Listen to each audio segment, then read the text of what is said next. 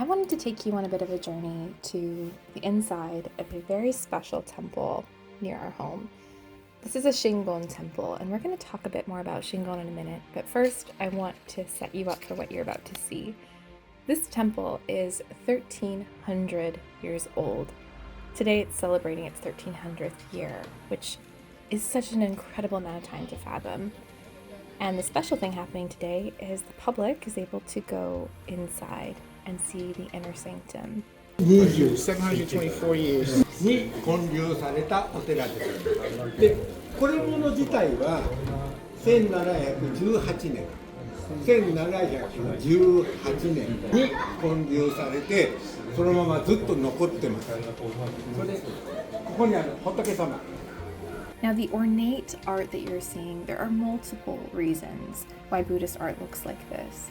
Firstly, this ornate design, the gold, it's kind of meant to be a visual splendor and a focal point for worshipers. And for the people creating it, it's also a very meditative practice. If you've ever created a mandala, you might know exactly what I'm talking about.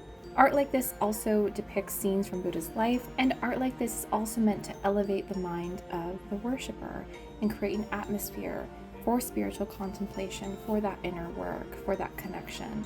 Now, I use the word connection kind of lightly because I think with Shingon Buddhism in particular, there is a major emphasis on seeing yourself as already carrying Buddhahood, already being, I think the phrase is pregnant with the seeds of enlightenment.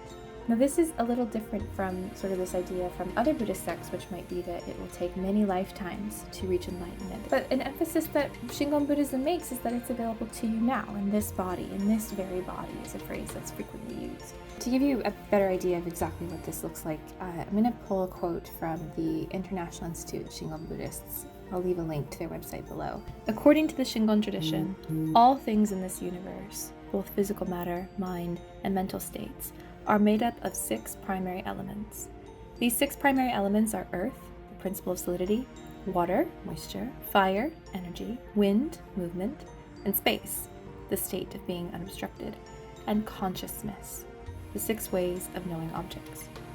Buddha, as well as ordinary human beings, are made up of these 6 elements, and in this sense, both Buddha and human beings are basically, in essence, identical. When we realize this truth, then our actions, our words, and our thoughts will undergo an experience of faith which will cause them to be correct and purify their surroundings. This living physical body will be able to achieve Buddhahood. It was with this truth that Kobo Daishi divided the condition of physical attainment of Buddhahood into 3 stages. So it used to be like a complex where because monks were smart dudes back in the day. So this used to be like a study complex. I think he said there was like 12 temples, but more than 100 different monks was here. So what the guy was telling me before too is that the people that were here, they were studying like Mikyo, like esoteric Buddhism.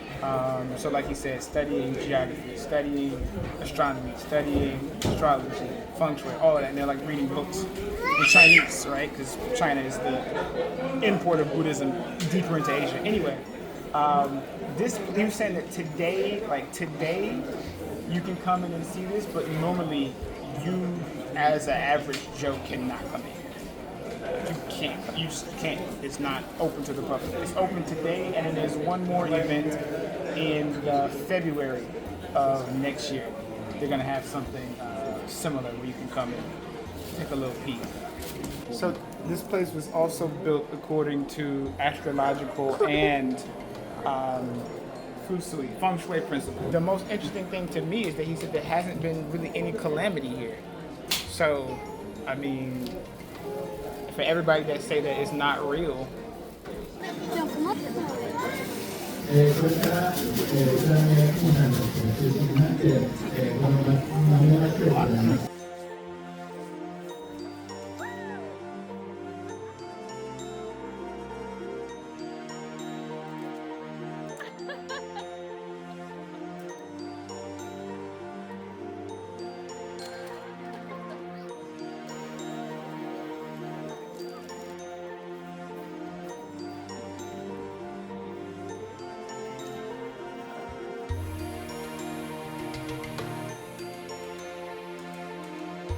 So we just talking to this lovely woman. Do you see how well dressed she was and her Yes. pearls? Oh gosh.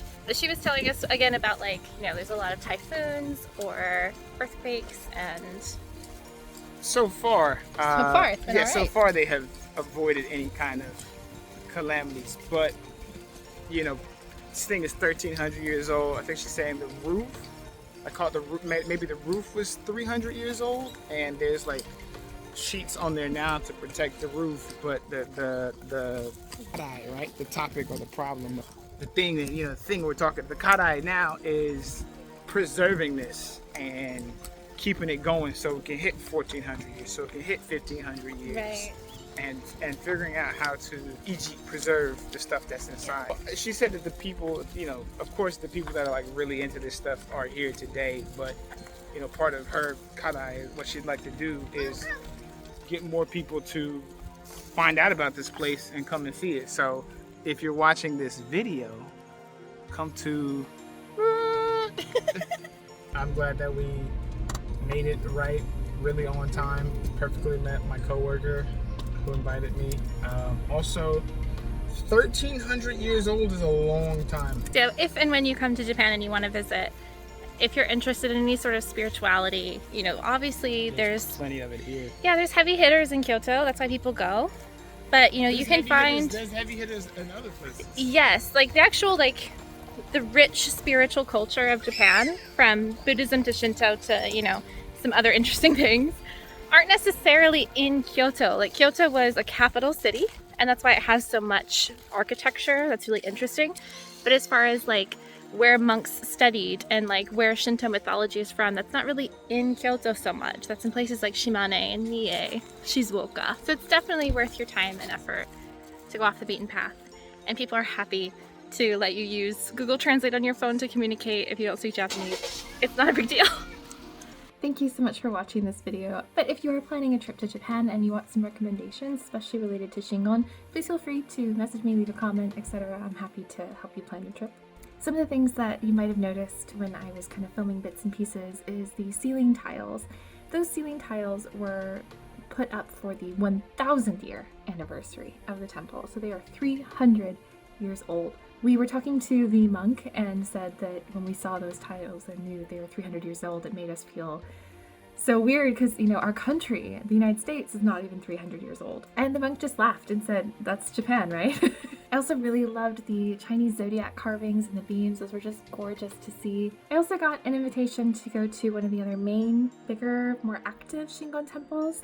Oh, there was also a little tidbit about the main Buddha, that statue. His eyes are glass, and there's only one other Buddha in all of Japan that has glass eyes like that. And it's not even really known if it's still around, it's mythical a bit. There might be one in Kyoto, and the only other one is the one that we got to go see. I also didn't talk too much about some of the more controversial aspects of Shingon in this video. I would like to talk about that in the future, but I think for this one, I just really wanted to let this temple stand on its own in all of its beauty, all of its glory. I'd like to get a few more sources around this, maybe even some practicing Shingon Buddhists who can speak to it.